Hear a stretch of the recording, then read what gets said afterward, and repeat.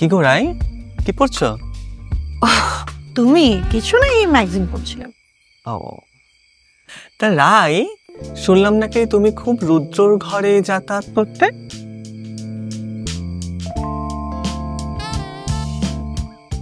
হ্যাঁ, তো তাতে কি?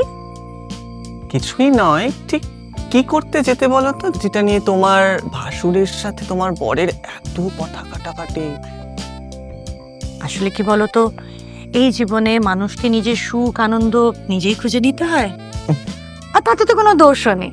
না এর থেকে বেশি আর কিছু বলবো না। কি মিষ্টি। আচ্ছা, সেই রাতে তুমি কোথায় ছিলে? আই মিন, কার ঘরে ছিলে?